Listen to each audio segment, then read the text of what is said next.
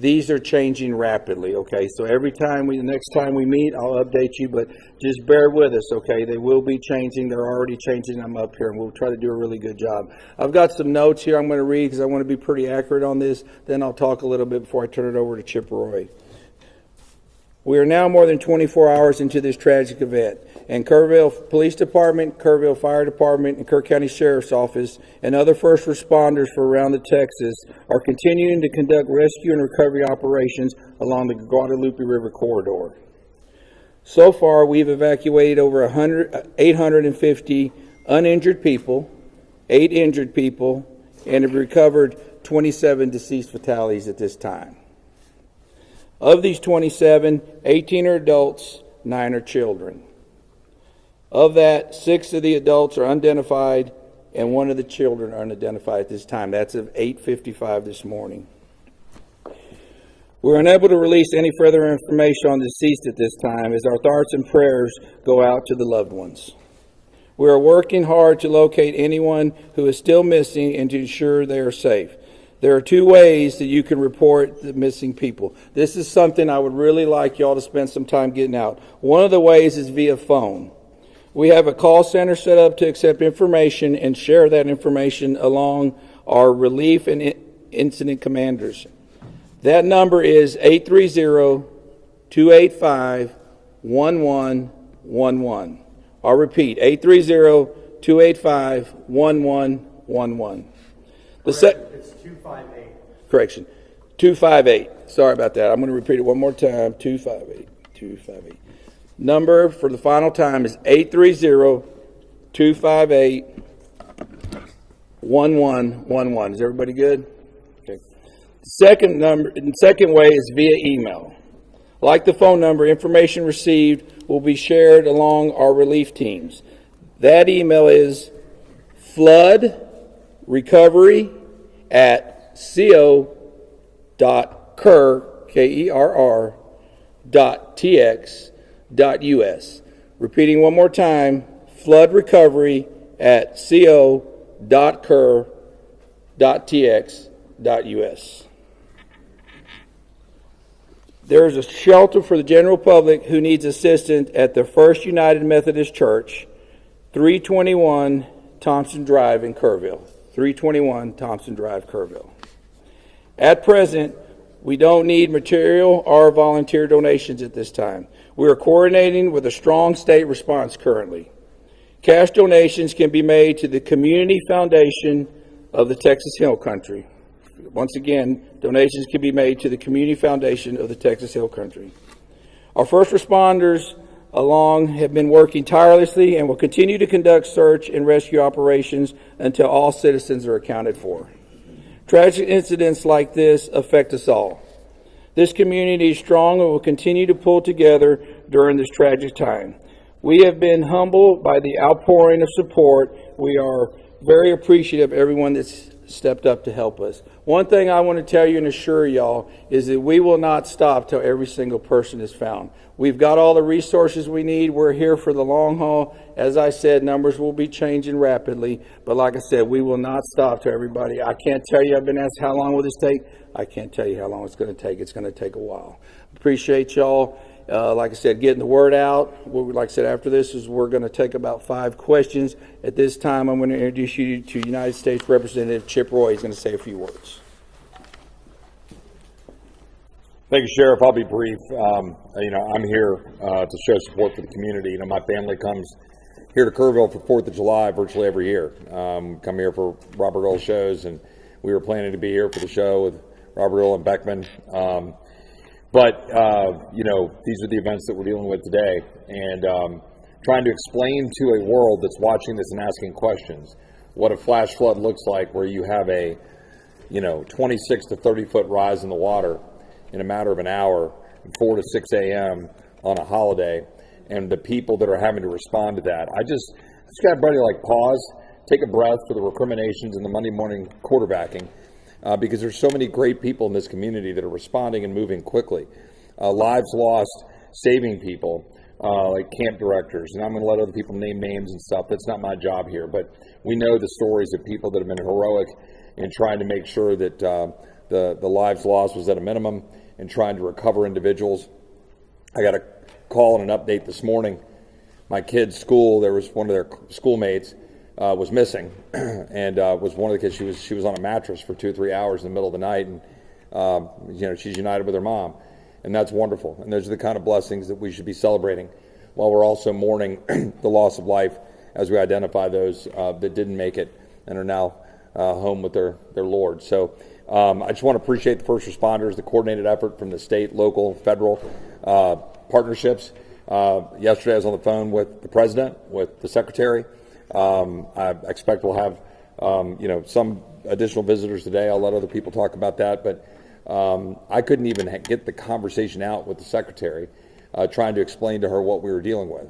That doesn't happen often for me, but it took me a while to collect myself to even be able to tell her what we were looking at.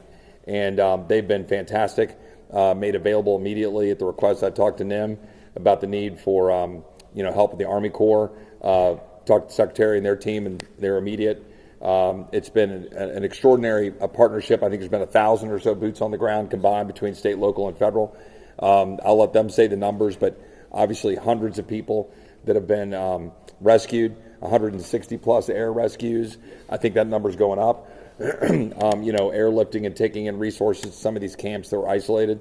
So let's focus on that. Let's focus on finding those who can be found, and then we can always assess what we need to do later going forward. But extremely proud of this community. Let's finish the job here over the next few days. Support the local law enforcement and the first responders, and pray for the families, particularly those who have lost loved ones. With that, I will turn it over to the mayor. Thanks, Joe. I'm Mayor Joe Herring Jr., Mayor of Kerrville, Texas. I'm glad you're here, and I have a few comments to make. People need to know today will be a hard day. It will be a hard day. This is the message I want to share. The city of Kerrville is thankful. We have help from our city crews, from county personnel, from state agencies, and federal resources, including the Coast Guard. I have been asked how people can help. The sheriff has mentioned that a fund has been set up by the Community Foundation of the Texas Hill Country. Information about this can be found on the city's Facebook page. In fact, if you want to know how to help, I know from my phone, from my texts, from my emails, thousands of people across our state and the world want to know how they can help. The easiest way to get information about that is to follow the City of Kerrville Facebook page. City of Kerrville, City Hall Facebook page.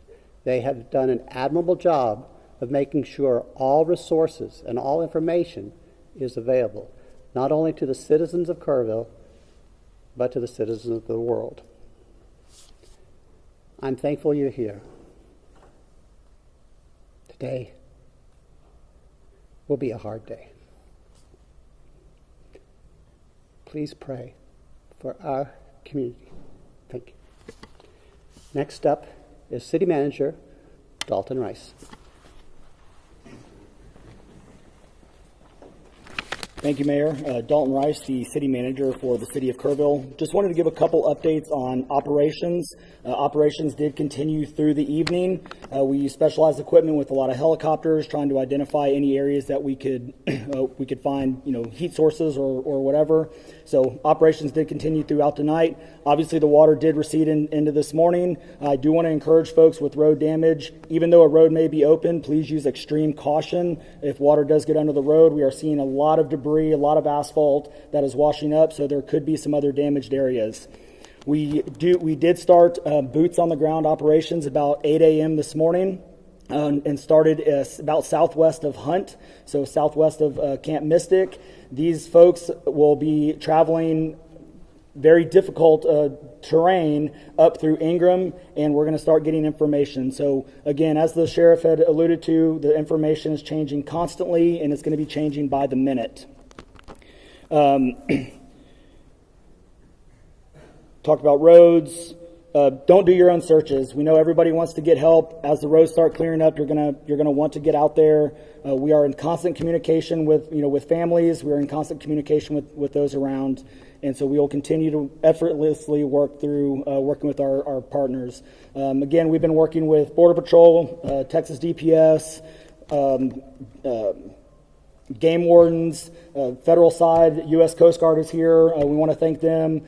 Air assets. Again, we have hundreds of state and federal and local resources out here supporting this community. We do have grief counselors out there, so if there's anybody that needs any support, please don't hesitate to reach out as well. We still are operating shelters. Shelters are the same ones that we gave out before. Good news is a lot of the shelters have gone down in numbers, so there's either been those that have been reunited or kind of moving on. A couple of locations we had 18 girls in there that have been reunited with their families. We're down to about 4 that we're working on reunification as well. So reunification efforts are continuously ongoing from the missing person side. Here over the next few hours, we're going to be putting more information out there as far as missing persons, on how to contact if you have somebody that is missing or a loved one. Y'all have the camp number right now. We are continuously working on the other missing person side. The best way that I can sum this up is we have the known, which is the 27 potential missing campers that we're looking for now. The unknown is how many people were here locally, visiting, on vacation, doing other things in the community that we just do not have numbers. So these numbers are going to change throughout the day. And with that, we will take 5 questions. Missing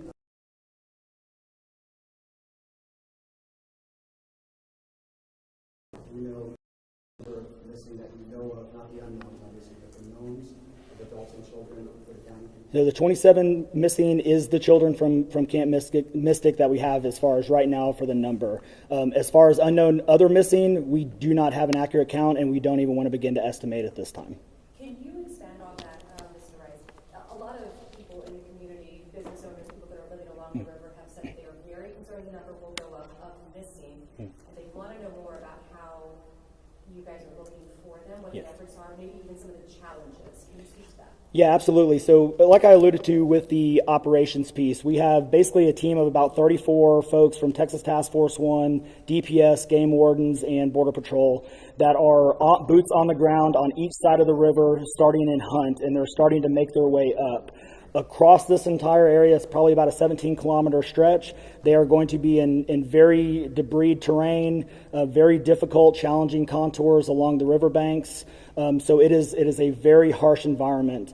We are doing what's called a primary search, which is basically a very quick search. But when I say quick, that is up, down, sideways. They're turning over as many rocks as they can, culverts, up in trees. They are looking at every possible location, and then we'll start going into a layered approach, or what we also have from the locals, which has been a really great resource.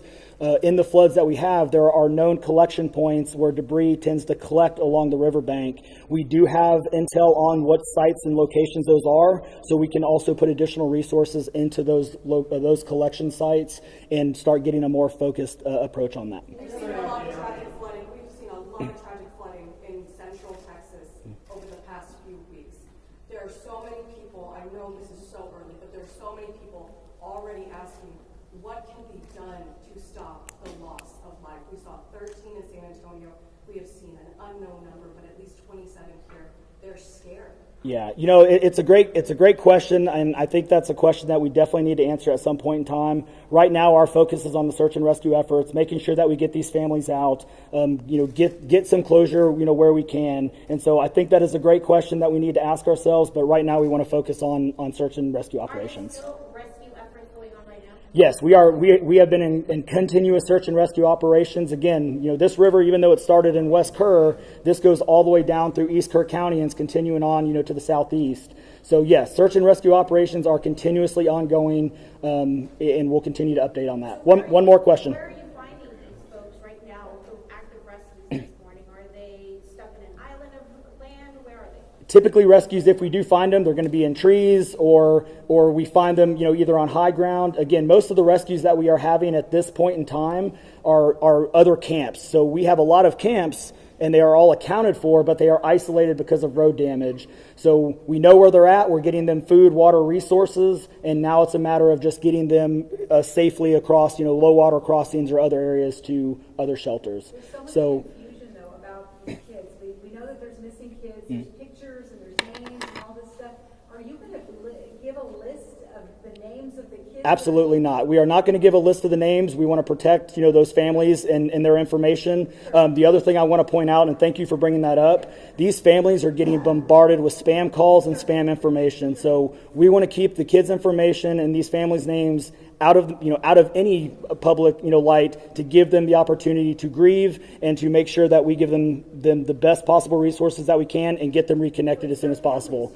So some of them are, and some of those have been a great help as well. So yes, it is a double-edged sword, but we need to work through it. So our next one will be at 2 o'clock, and we'll give updates then. Thank you.